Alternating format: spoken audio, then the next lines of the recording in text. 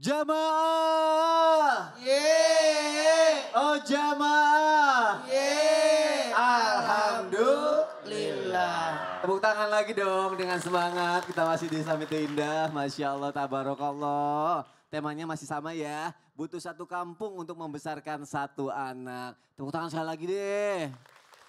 Kata ibu-ibu gini, tepuk tangan mulu Mas Oni. Gitu ya. Biar gak ngantuk ya. Biar semangat ya. Yang di rumah juga pastinya lebih semangat nih. Ada tayangan. Tidak adanya bantuan kesehatan maksimal dari pemerintah. Kita lihat tayangannya, silakan. Rupanya para petugas bisa lebih bergegas ya. Jangan sampai nanti nyawa melayang, semua mata memandang, baru tancap gas. Aduh, jangan sampai kayak gitu ya. Dan juga udah banyak kasus yang terjadi. Kita bahas pagi hari ini. Kadang mengenai anak yang terlantar lagi nih Ustaz Syam. Yes, ya. Anak yang terlantar bukan juga karena orang tuanya nggak sayang. Karena faktor kondisi ekonomi yang tidak baik-baik saja. Masyarakat nggak ada yang bantu. Nah apakah kalau terjadi hal seperti itu? Itu sama saja dengan membiarkan generasi menderita. Silakan Ustaz Syam. Baik, bismillahirrahmanirrahim. Tapi guruku Ustaz Maulana, Pak Prof, Habib Nabil, para alim ulama yang dimuliakan Allah Subhanahu wa taala. Itulah kenapa setiap pagi, setiap sore jangan lupa minta rezeki dari Allah Subhanahu wa taala. Tiap malam baca suratul Waqiah, surah mempermudah rezeki kita. Tiap pagi kalaupun sudah kaya tetaplah sholat duha. Jangan karena alhamdulillah sudah lancar ini saya nggak sholat duha lagi. Tidak. Amalan-amalan pembuka pintu rizki silahkan diamalkan. Kenapa? Karena kita hidup 60 tahun, 70 tahun, 80 tahun. Setelah itu kita tiada. Subhanallah. Anak-anak kita, subhanallah, bisa jadi mewarisi dari doa-doa kita terdahulu. Kita ini mungkin sekarang hidupnya tidak susah-susah amat. Alhamdulillah. Mungkin ada yang hidupnya lancar. Jangan pikir itu karena doamu. Bisa jadi karena dulu kakekmu yang berdoa seperti itu. Bisa jadi karena dulu buyutmu yang berdoa seperti itu. Engkau mewarisi hasil daripada doa-doa daripada kakek ini. Maka kita ini jangan pernah lupa, jangan menyerah minta rizki kepada Allah Subhanahu wa taala. Coba lihat doanya Nabi. Allahumma inni as'aluka ilman nafi'a wa rizqan thayyiba wa amalan mutaqabbala. Allahumma inni as'aluka al-huda wat-tuqa wal-afafa wal-ghina. Itu minta kekayaan kepada Allah Subhanahu wa taala. Kalau bukan dirimu yang dapat, anakmu yang dapat. Kalau bukan anak yang dapat, cucumu yang dapat. Kalau bukan cucu, cicitmu yang dapat. Subhanallah. Itu yang pertama. Kemudian yang kedua, kalau ada yang membiarkan satu orang kelaparan sampai wafat, apakah dia bagaikan menghancurkan generasi? Wa man ahyaha faka'annama ahyan nasa jami'a. Siapa yang menghidupkan satu nyawa bagaikan menghidupkan seluruh manusia. Wa man qatala mu'minan faka'annama qatalan nasa jami'a.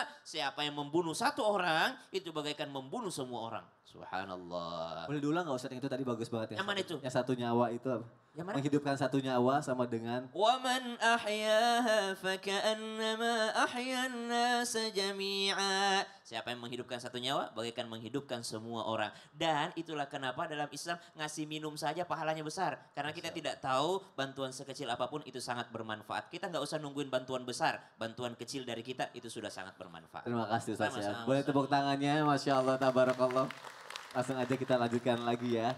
Izin Profesor Dr. Muzaki mau nanya lagi aku nih Prof. Sering-sering aja bertanya. Sering-sering aja bertanya, nggak apa-apa ya Prof ya. Oke Prof, gini Prof, ini aku bacain ya. Untuk membentuk seorang anak, sebenarnya apa yang harus didahulukan, diberi oleh lingkungannya. Yang pertama Prof, kebutuhan materi, mental atau rohaninya dulu. Yang mana yang lebih penting? Mohon ya. Ya Prof, baik, penjelasannya terima silakan. kasih pertanyaannya ini dahsyat dan luar biasa. Jadi kalau kita ingin membentuk generasi dalam Al-Quran itu, yang paling tinggi itu namanya generasi Rabbani. Generasi Qur'ani. Generasi Rabbani ini generasi yang dia dekat kepada Tuhannya. Dia generasi yang taat kepada Allah. Dan generasi Qur'ani yang selalu hidup bersama Al-Quran.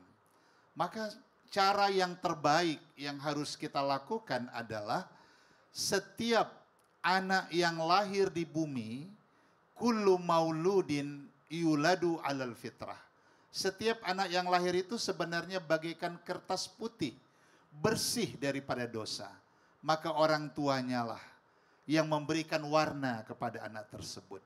Kalau kita belajar dari Al-Quran, Maka yang paling utama kita tanamkan kepada generasi itu adalah ketauhidan.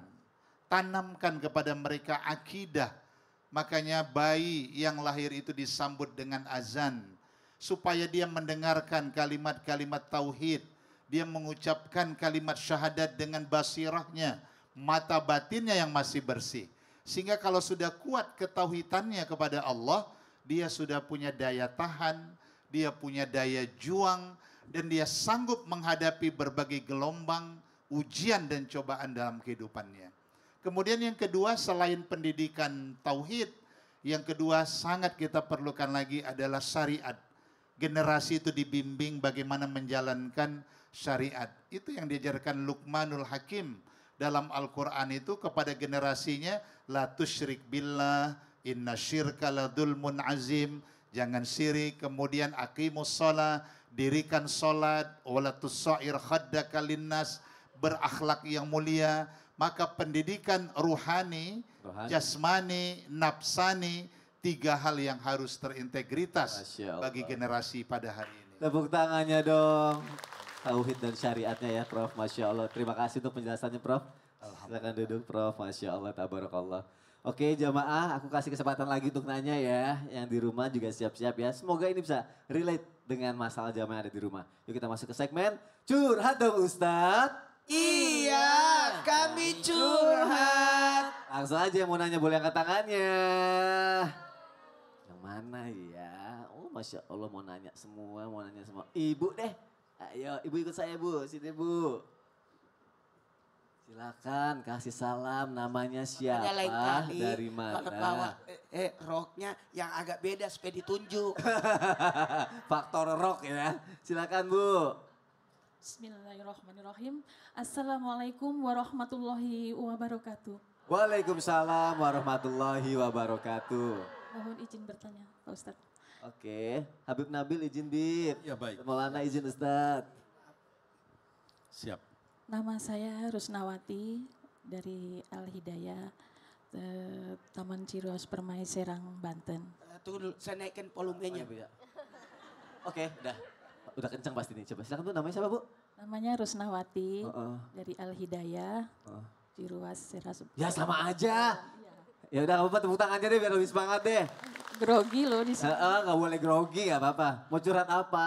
Gini Pak Ustadz, bagaimana hukumnya seorang suami apabila mengeluarkan hartanya untuk membantu keluarganya atau untuk bersodakoh, itu tidak bilang dulu sama istrinya, dan bagaimana caranya supaya hati istri itu bisa benar-benar ikhlas dan ridho. Itu aja dari saya.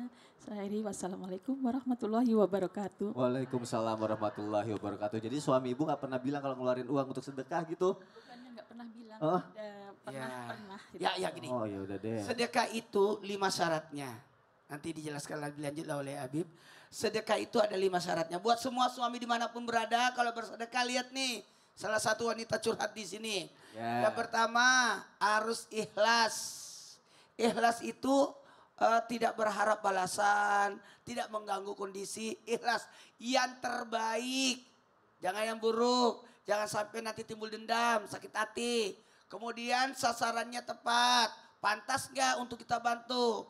Jangan sampai nanti kita bantu, justru nanti dia ketagihan, betul tidak?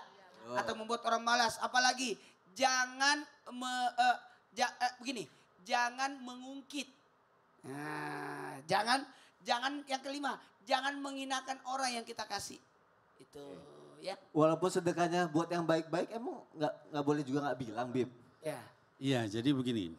Pertama adalah saya nambahin. Ustadz Maulana tadi udah cukup ya, tapi saya tambahin. Jadi namanya sodakoh itu yang aula, yang afdol adalah kepada yang terdekat. Ya, jadi bagi suami, bagi istri, ya itu adalah kalau misalnya kita kepada anak, kepada pasangan itu adalah yang paling afdol, gitu ya.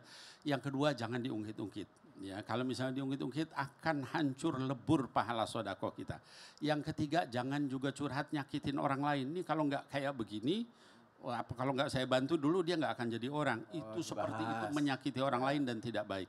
Nah kemudian yang berikutnya tadi itu adalah jangan sampai kemudian terus menimbulkan keretakan, ya kemudian terus jadi ribut suami dengan istri dan sebagainya. Jaga itu semua sehingga sodakoh yang sunnah tidak merusak yang wajib. Masya Allah. Jadi tetap harus bilang intinya. Ya karena gini, kepada keluarga kewajiban.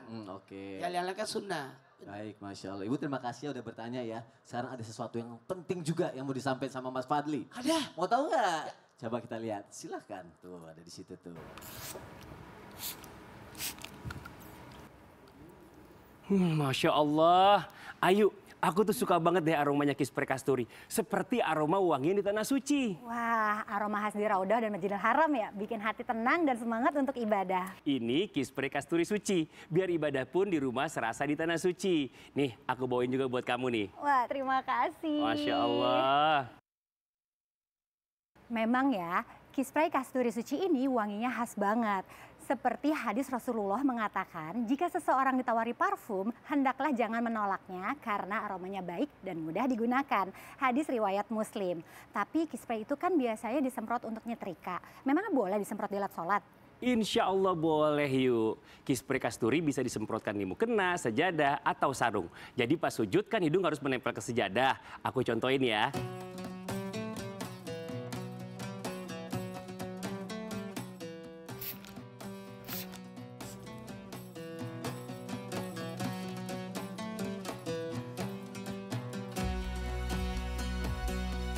Ibadah pun jadi lebih nyaman dan khusyuk. Wah, aku mau coba juga ya.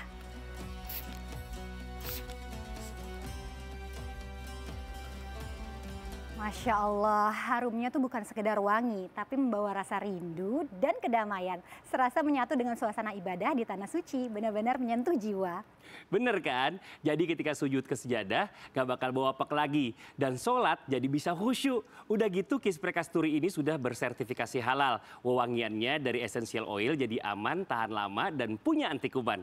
Kita dianjurkan menjaga kebersihan dan memakai wangian asal tidak berlebihan. Betul, Kispre Kasturi sudah ada di supermarket ya? Aku mau juga nih untuk di rumah. Sudah dong, Kispre mudah didapatkan di mana-mana. Di supermarket atau minimarket terdekat juga ada. Mulai sekarang selalu jaga kebersihan dan kewangian ala sholat kita dengan Kispre Kasturi. Wangi mewah, penuh berkah, alhamdulillah. Buat jamaah Islam itu yang ada di rumah, jangan kemana-mana dulu ya. Setelah ini kita lanjutkan lagi pembahasan kita bersama guru-guru kita. Yang di rumah jangan pindah channel, tetap di Islam itu indah. Jamaah, oh jamaah, alhamdulillah.